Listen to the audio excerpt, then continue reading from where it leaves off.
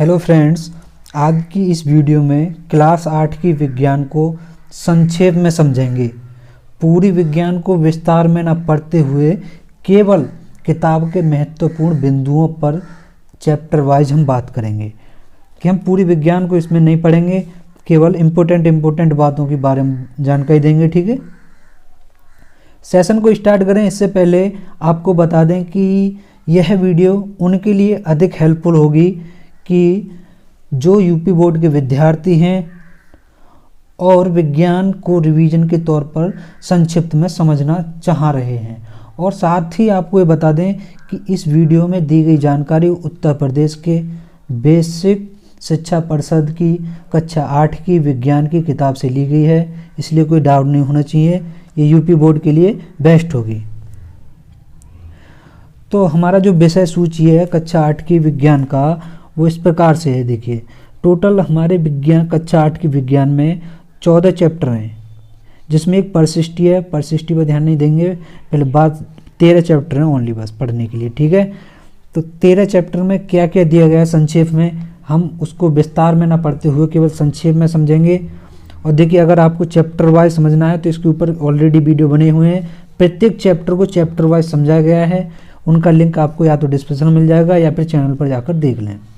तो हम स्टार्ट करते हैं। देखिए, हमने इस पुस्तक में क्या किया जाना, यानी जो टोटल हमने संक्षेप में जाना, हम केवल उसकी बात करेंगे। ठीक है, तो यूनिट पहली देखिए, यूनिट पहली में क्या क्या दिया गया है। पहली यूनिट है हमारी कार्बन और उसके यौगिक, compound, carbon and its compound. तो पहला पॉइंट क्या है, सभी सजीवों में कार्बन और उसके यौगिक पाए जाते हैं। कुछ निर्जीव पदार्थों में कार्बन मुक्त या यौगिक रूप में उपस्थित होती है। ठीक, कोयला, कालिक, ग्रेफाइट, हीरा आदि विभिन्न रूपों में भी कार्बन मुक्त अवस्था में प्राप्त होता है, जिन्हें हम कार्बन के अपर रूप कहते हैं। क्रिस्टलीय और अक्रिस्टलीय कार्बन के दो विभिन्न अपर रूप हैं। यानी कार्बन के कितने अपर रूप हैं, तो दो अपर रूप हैं, एक क्रिस्टलीय है और एक अक्रिस्टलीय है। तो देखिए, अगला पॉइंट क्या है हमारा, हीरा कार्बन का क्रिस्टलीय अपर रूप है। हीरा कार्बन का क्रिस्टलीय अपर रूप है और यह कठोरतम प्राकृतिक पदार्थ है। अगर आपसे पूछ लिया जाए कि सबसे कठोरतम प्राकृतिक पदार्थ कौन सा है, तो सबसे ज़्यादा कठोर पदार्थ हीरा है। ठीक, कार्बन यौगिकों का अध्ययन रसायन शास्त्र की जिस शाखा में किया जाता है उसे कार्बनिक रसायन कहते हैं, ऑर्गेनिक केमिस्ट्री कहते हैं। ठीक, अगली कक्षा में आप इसका विस्तार से जानकारी लोगे। ठीक है, कार्बनिक रसायन, इनऑर्गेनिक क्या होती है। अच्छा, कार्बन हाइड्रोजन तत्वों के, कार्बन तथा हाइड्रोजन तत्वों के रासायनिक संयोग से बने यौगिक हाइड्रोकार्बन कहलाते हैं। तो यहाँ ये बात समझ में आ गई आपके कि हाइड्रोकार्बन क्या है, कार्बन प्लस हाइड्रोजन के योग से जो तत्व बने होते हैं वे हाइड्रोकार्बन कहलाते हैं। ईंधन वे पदार्थ हैं जिनसे दहन क्रिया द्वारा ऊष्मा प्राप्त होती है। ईंधन क्या है, ईंधन वे पदार्थ हैं जिनसे दहन क्रिया द्वारा जलाने पर ऊष्मा प्राप्त होती है। पेट्रोलियम अनेक हाइड्रोकार्बनों का मिश्रण होता है, ये भी हमने जाना। ठीक, जिस ताप पर कोई पदार्थ वायु की उपस्थिति में जलने लगता है वह उसका ज्वलन ताप होता है। मित्रों, क्या है कि जिस ताप पर हमारा कोई भी पदार्थ जलने लगता है वो उसका ज्वलन ताप होता है। ठीक, यानी वो उस टेम्परेचर पर जल सकता है। अब हमारी दूसरी इकाई स्टार्ट होती है। दूसरी इकाई में दोस्तों क्या बताया है, दूसरी इकाई है हमारी ऊर्जा के प्राकृतिक एवं वैकल्पिक स्रोत, यानी कि alternative and natural source of energy.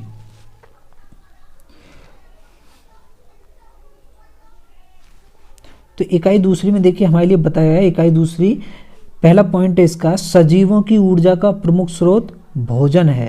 देखिए, प्रत्येक सजीव, वो जो जीव है जिसमें जीवन है, तो प्रत्येक सजीव की ऊर्जा का क्या प्रमुख स्रोत है, भोजन है ना जी। अगला पॉइंट ऑफ व्यू है हमारे लिए कि सूर्य के प्रकाश के साथ साथ ऊष्मीय ऊर्जा भी प्राप्त होती है। तो सूर्य की जो ऊर्जा होती है, सूर्य से जो हमें प्रकाश मिलता है उसके साथ साथ हमें ऊष्मीय ऊर्जा भी मिलती है, हीटिंग भी मिलती है। ठीक, सौर ऊर्जा सजीवों के जीवन के लिए एक अनिवार्य आवश्यक है, यानी बिना सौर ऊर्जा के काम नहीं चलेगा, जीवन असंभव है। अगला पॉइंट क्या है हमारा, सभी प्रकार के ईंधन ऊर्जा के स्रोत होते हैं। भाई ऊर्जा के स्रोत होते हैं प्रत्येक ईंधन। अगला पॉइंट क्या है, दैनिक जीवन की विभिन्न आवश्यकताओं क्रियाकलापों में ऊर्जा आपूर्ति का प्रमुख स्रोत विद्युत ऊर्जा होता है। क्योंकि हम जो दैनिक जीवन में देखिए उपयोग करते हैं सबसे ज़्यादा विद्युत ऊर्जा का उपयोग करते हैं। मलमूत्र गोबर आदि की भी ऊर्जा के प्रमुख स्रोत हैं। गोबर गैस आपने देखी होगी प्लांट वगैरह, तो गोबर से देखिए रोटी उपले बनाते हैं, फिर उन्हें काफ़ी यूज करते हैं। ग्रामीण एरिया में अब भी इसी का ज़्यादा प्रयोग होता है ना, गोबर के उपलों का, जिन्हें कंडे भी कहते हैं कुछ जगह पर। अच्छा, अगला पॉइंट क्या है हमारा, पत्थर का कोयला, पेट्रोलियम उत्पाद जैसे डीजल, पेट्रोल, मिट्टी का तेल, प्राकृतिक गैस, ये सभी ऊर्जा के सीमित स्रोत हैं। ये पुनः न प्राप्त हो सकने वाले वैकल्पिक ऊर्जा के स्रोत हैं। इन्हें अगर एक बार ख़त्म कर दिया जाए तो रीयूज नहीं होंगे, ये एक ही बार यूज होते हैं और ये लिमिटेड हैं। अगला पॉइंट क्या है, वायु, जल, बायोगैस एवं सूर्य ऊर्जा के असीमित स्रोत हैं। ये पुनः प्राप्त हो सकने वाले वैकल्पिक ऊर्जा के स्रोत हैं। फिर समझिए, देखिए वायु, जल जो है, बायोगैस एवं सूर्य ऊर्जा, ये असीमित ऊर्जा के स्रोत हैं। अगला पॉइंट क्या है, सौर ऊर्जा के वैकल्पिक ऊर्जा के रूप में सोलर कुकर, सौर सेल, सौर जल ऊष्मक का उपयोग किया जाता है। अगला पॉइंट क्या है, वर्तमान वायु और गतिमान जल ऊर्जा के स्रोत हैं। वो गतिमान वायु और गतिमान जल, ये सभी ऊर्जा के स्रोत हैं। आपने कई जगह देखा होगा टरबाइन, पवन चक्की, ये सब क्या है, इसी आधार पर इनका उपयोग जल पंप है ना, आटा चक्की, जल विद्युत संयंत्र द्वारा विद्युत ऊर्जा बदलने में किया जाता है। तो ये हमारी दूसरी यूनिट में ये बातें सिखाई गई हैं। तीसरी इकाई क्या है हमारी, तीसरी इकाई है खनिज एवं धातु, मिनरल्स एंड मेटल।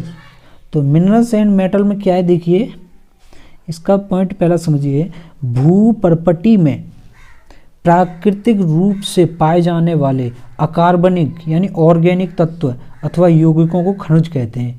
तो यहाँ खनिज की परिभाषा हमें मिल जाती है। खनिज क्या है, भूपर्पटी यानी पृथ्वी की परपटी पर, पृथ्वी के ऊपरी हिस्से पर, ठीक है, जहाँ हम रहते हैं, भूपर्पटी में प्राकृतिक रूप में पाए जाने वाले सभी अकार्बनिक तत्व अथवा यौगिक खनिज कहलाते हैं।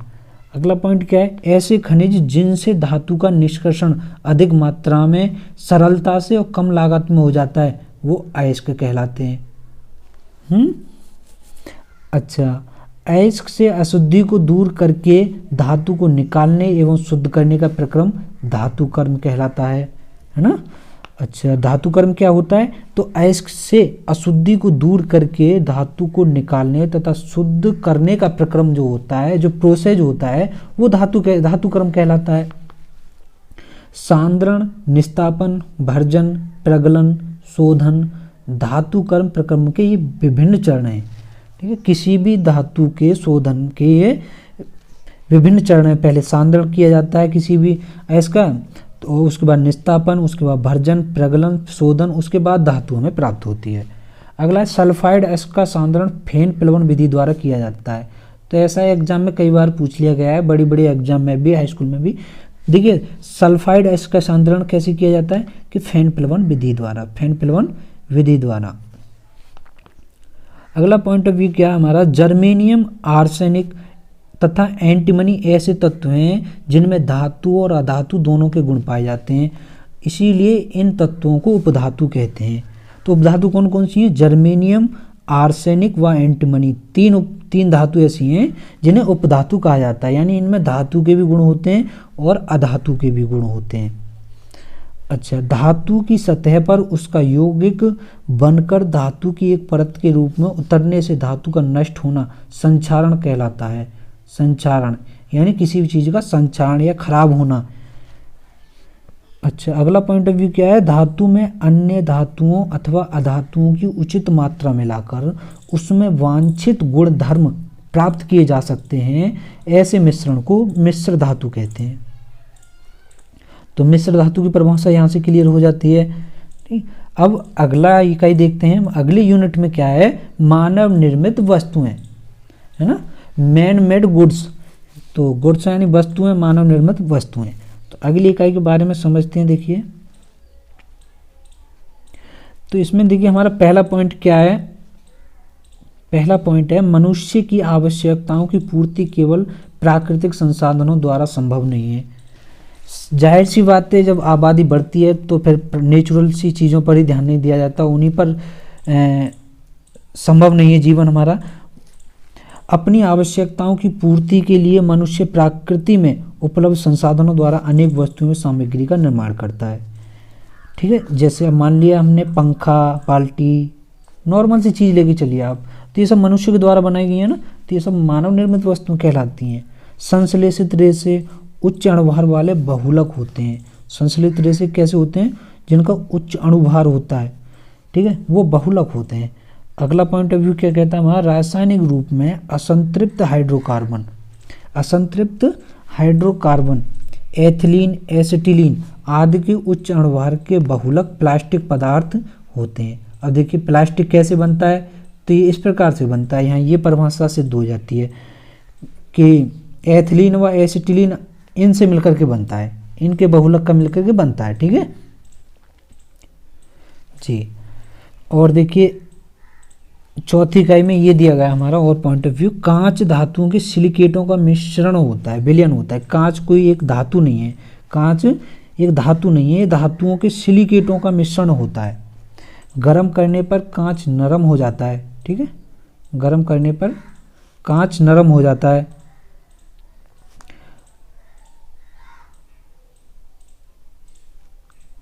द्रव में बदलकर बहने लगता है, इस कारण कांच को ठोस न कहकर अतिशीतित द्रव कहते हैं। अब देखिए यहाँ बात समझिए, मतलब गर्म करने पर कांच नरम हो जाता है और द्रव में बदलकर बहने लगता है, इस कारण ठोस न कहकर अतिशीतित द्रव कहते हैं। तो कांच को एक नाम से न जाना जाता है, अतिशीतित द्रव। रासायनिक रूप में साबुन उच्च वसीय अम्लों के सोडियम व पोटेशियम लवण होते हैं। तो साबुन क्या होते हैं? उच्च वसीय अम्लों के सोडियम व पोटेशियम लवण होते हैं। अपमार्जक, जैसे आप डिटर्जेंट कहते हैं, डिटर्जेंट पाउडर या डिटर्जेंट साबुन, जैसे घड़ी या रिन वगैरह जो साबुन है, उसे देसी भाषा में समझते चलिए। और उसमें अपमार्जक कठोर जल के साथ भी झाग देने वाले रासायनिक पदार्थ होते हैं। ठीक है, भूमि में आवश्यक तत्वों की तत्काल पूर्ति के लिए विभिन्न रासायनिक खाद का उपयोग किया जाता है, जिन्हें उर्वरक कहते हैं। इनमें क्या है कि नाइट्रोजन, फास्फोरस, ये सभी आते हैं इसमें। अगली हमारी इकाई या यूनिट है हमारी बल तथा दाब, प्रेशर एंड फोर्स। ठीक है, फोर्स बल, दाब को कहते हैं अंग्रेजी में प्रेशर। तो फोर्स एंड प्रेशर में देखिए पहला पॉइंट क्या है, बल में परिमाण और दिशा दोनों होती हैं। बल का मात्रक न्यूटन है और इसीलिए ये सदिश राशि होती है। न्यूटन एक सदिश राशि है क्योंकि परिमाण के साथ दिशा भी दी गई होती है। समान बल लगने पर संपर्क तल का क्षेत्रफल कम होने से बल का प्रभाव बढ़ता जाता है, संपर्क तल का क्षेत्रफल अधिक होने से बल का प्रभाव घट जाता है। कहने का मतलब ये है, जब तुम कम संपर्क क्षेत्र पर, कम जगह पर और अधिक बल का प्रभाव अधिक होगा, और ज़्यादा बड़ी दीवार पर जब आप बल लगाओगे तो बल का जो प्रभाव है वो कम लगेगा, ये बात है। एकांक क्षेत्रफल पर लगने वाले अभिलंबवत बल को दाब कहते हैं। एकांक क्षेत्रफल पर लगने वाले अभिलंबवत बल को, यानी दीवार पर जब हम सीधे होकर के बल लगाएं तो उसे दाब कहते हैं, उसे प्रेशर कहते हैं। ठीक है, वायुमंडल के कारण पृथ्वी की सतह पर जो दाब लगता है, वायुमंडल के कारण, ठीक है, वायुमंडल के कारण पृथ्वी की सतह पर जो दाब लगता है उसे वायुमंडलीय दाब कहते हैं। तो वायुमंडल भी एक पृथ्वी पर दाब लगाता है। समुद्र तल पर वायुमंडल दाब का मान पारे के 76 सेंटीमीटर ऊंचे स्तंभ के दाब के बराबर होता है, तो इसे भी समझ लीजिए। अगला पॉइंट क्या है हमारा, जल pump, cycle pump, football pump आदि की कार्य विधि वायु दाब पर आधारित है। वायु का प्रेशर लगता है नीचे तो फिर पानी ऊपर उठ के आता है, वही सब सिस्टम है। अच्छा, किसी वस्तु को पानी में या द्रव में पूर्णतः डुबाने पर वह अपने आयतन के बराबर द्रव विस्थापित करती है, यानी द्रव को आउटसाइड में हटा देती है। वस्तु पर लगने वाला उत्प्लावक बल उसकी आकृति एवं आकार पर निर्भर करता है। उत्प्लावक बल क्या होता है कि जो द्रव के द्वारा जो लगने वाला ऊपर की तरफ भार, ऊपर की तरफ जो बल लगाया जाता है उसे उत्प्लावक बल कहते हैं। उत्प्लावक बल के ही कारण तो कोई चीज़ मतलब डूबती नहीं है, क्योंकि उसका उत्प्लावक बल लगता रहता है। अच्छा, वस्तु का भार उत्प्लावक बल के बराबर या इससे कम होने पर वस्तु तैरती रहती है ना, जैसे नाव वगैरह। द्रव सभी दिशाओं में दाब डालता है। देखिए द्रव जो है, द्रव कोई भी द्रव हो यानी लिक्विड सभी दिशाओं में दाब डालता है। अब पानी किसी बर्तन में भरा हो तो प्रत्येक दिशा में दाब डालता है। उसी प्रकार से द्रव दाब गहराई के साथ बदलता रहता है। जैसे आप गहराई में जाते जाएंगे उसके साथ साथ वो बदलता जाएगा। तो इस इकाई में बल तथा दाब से हमने संबंधित ये बातें की। अब अगली इकाई को समझते हैं। अगली इकाई हमारी है प्रकाश और प्रकाशिकी यंत्र, लाइट एंड लाइटिंग मशीन। तो देखिए इकाई यूनिट नंबर 6 पे बात करते हैं हम। तो इसमें क्या क्या दिया गया है इसे समझिए। पहला पॉइंट है इसका, प्रकाश की किरण जब एक पारदर्शी माध्यम में प्रवेश करती है तो वह अपने मार्ग में विचलित हो जाती है। इस घटना को प्रकाश अपवर्तन कहते हैं। फिर समझिए, प्रकाश अपवर्तन बहुत ही इंपॉर्टेंट है, फिर आगे समझ में नहीं आता है। प्रकाश की किरण जब एक पारदर्शी माध्यम से प्रवेश करती है ना, तो वह अपने मार्ग में विचलित हो जाती है और इस घटना को क्या कहते हैं, अपवर्तन कहते हैं। प्रकाश की किरण जब विरल से सघन माध्यम में, सघन मतलब ठोस, जो सघन होता है ठोस होता है ना, और विरल मतलब खाली, तो विरल माध्यम से सघन माध्यम में प्रवेश करती है तो वो अभिलंब की ओर झुकती है तथा सघन से विरल माध्यम में प्रवेश करने पर प्रकाश की किरण अभिलंब से दूर हट जाती है। ठीक है, जब आप हमारी वीडियो के प्रकाश और प्रकाश की यंत्र के कक्षा 8 के चैप्टर को पढ़ेंगे तब हमने उसमें बहुत ही विस्तार से समझाया इसे। ठीक है, तो देखिए अगला पॉइंट क्या है, जिस लेंस के मध्य का भाग मोटा व किनारा पतला होता है उस लेंस को उत्तल लेंस कहते हैं। उत्तल लेंस कहते हैं इस प्रकार से, यानी कि बीच का तो मोटा हो और साइड में पतला हो तो उसे उत्तल लेंस कहते हैं। और इसके जो अपोजिट होता है कि बीच में पतला और बाहर और पास चौड़ा तो उसे अवतल लेंस कहते हैं। जिस लेंस के मध्य का भाग पतला और किनारे पर मोटा उसे अवतल लेंस कहते हैं। तो उत्तल लेंस और अवतल लेंस क्या होते हैं आप यहाँ से अच्छी प्रकार से समझ सकते हैं। उत्तल लेंस प्रकाश की किरणों को मुख्य अक्ष की ओर मोड़ता है, इसीलिए इसे अभिसारी लेंस, अवतल लेंस भी, ठीक है, इसीलिए इसे अभिसारी लेंस कहते हैं। और अवतल लेंस की किरणों को मुख्य अक्ष से दूर फैलाता है और इसलिए इसे अपसारी लेंस कहते हैं। ठीक, मुख्य अक्ष के समांतर प्रकाश किरणें लेंस को अपवर्तन के पश्चात जिस बिंदु पर केंद्रित करती हैं उस बिंदु से आती हुई प्रतीत होती हैं, जिसे फोकस कहते हैं। वास्तविक प्रतिबिंबों को पर्दे पर प्राप्त किया जाता है, जबकि काल्पनिक यानी आभासी प्रतिबिंबों को पर्दे पर प्राप्त नहीं किया जा सकता। तो प्रकाश और प्रकाश की यंत्र में हमने इसको जाना। अब अगला चैप्टर हमारा चुंबकत्व, मैग्नेज्म। तो चुंबकत्व में क्या क्या दिया गया है, देखिए चुंबकत्व यानी मैग्नेज्म, इसे समझिए। इसमें क्या है, ऐसे पदार्थ जो लोहे से बनी वस्तुओं को अपनी ओर खींचते हैं चुंबक कहलाते हैं। चुंबक क्या है, ऐसे पदार्थ जो लोहे से बनी वस्तुओं को अपनी ओर खींचते हैं चुंबक कहलाते हैं। तो चुंबक की यहाँ से परिभाषा सिद्ध हो जाती है। कृत्रिम चुंबकों के नाम उनके आकृति और आकार के अनुसार नाल चुंबक, दंड चुंबक, चुंबकीय सुई, चुंबकीय कंपास, यही कंपास सुई, ये सभी होती हैं, कृत्रिम चुंबक होती हैं। ये मध्य बिंदु गुरुत्व केंद्र से स्वतंत्रता पूर्वक लटकाए गए चुंबक के सिरे सदैव उत्तर दक्षिण दिशा में स्थिर हो जाते हैं। ये भी ध्यान दीजिए, चुंबक के सिरे हमेशा उत्तर दक्षिण दिशा में ही रुकते हैं अगर वो फ्री होकर के लटक रही हो तो। यह चुंबक की दिशा को बताने वाला गुण होता है। चुंबक के असमान ध्रुवों में आकर्षण, समान ध्रुवों में प्रतिकर्षण होता है।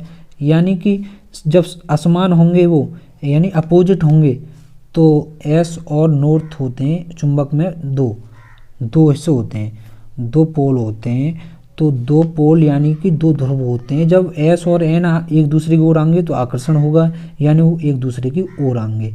अगर वो एस हो तो फिर ये एक दूसरे से अलग हटेंगे।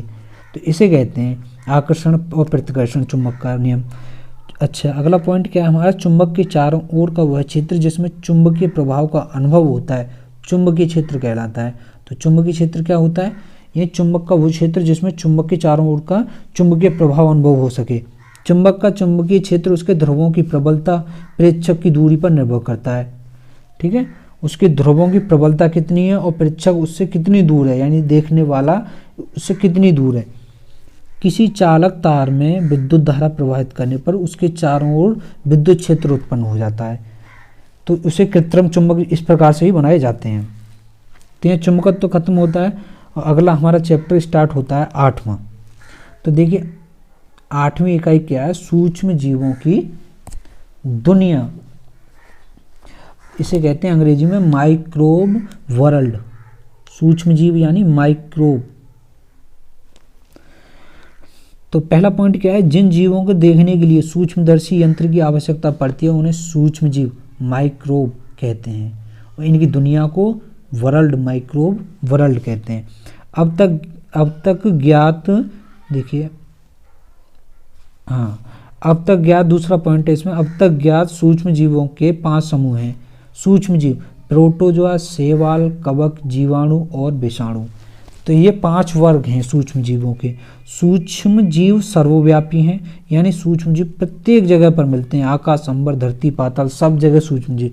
ये मनुष्य, जंतुओं, पौधों में रोग उत्पन्न करने की क्षमता रखते हैं और जब इनमें ये गुण आ जाता है मनुष्य, जंतुओं, पौधों में रोग उत्पन्न करने का, तो ये रोगाणु कहलाते हैं।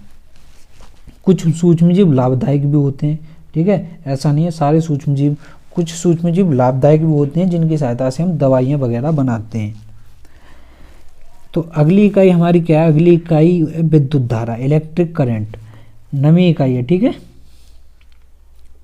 और अगर आप इन इकाइयों को इस प्रकार से नहीं समझ पा रहे हैं, संक्षेप में नहीं, आप विस्तार से जानना चाहते हैं, तो प्रत्येक का वीडियो में लिंक मिल जाएगा आपको डिस्क्रिप्शन में, बहुत अच्छे प्रकार से समझाया गया है, वहाँ से समझ लें।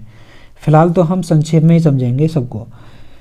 अच्छा, 9वीं इकाई होती है हमारी स्टार्ट, आवेश के प्रवाह की दर को विद्युत धारा कहते हैं। देखिए विद्युत धारा क्या होती है? आवेश के प्रवाह की दर। धारा 2 प्रकार की होती है। प्रथम प्रकार की धारा को दृष्टि धारा या सरल धारा और दूसरी प्रकार की धारा एक प्रत्यावर्ती धारा कहलाती है। आपको शॉर्ट में बताते चलें कि दृष्टि धारा जो डायरेक्ट धारा चलती है और प्रत्यावर्ती धारा होती है अल्टरनेटिव करंट, जो इस प्रकार से चलती है और इसकी जो आवृत्ति होती है कितनी होती है अपनी इंडिया में? 50 हर्ट्ज। अगला पॉइंट क्या है कि विद्युत धारा के विभिन्न स्रोत, सेल, जनित्र या जनरेटर। सेल 2 प्रकार के होते हैं, प्राथमिक सेल और द्वितीयक सेल। सेल, बैटरी आदि से दृष्टि धारा प्राप्त होती है। घरों, कल कारखानों में मेंस से प्रत्यावर्ती धारा प्राप्त होती है।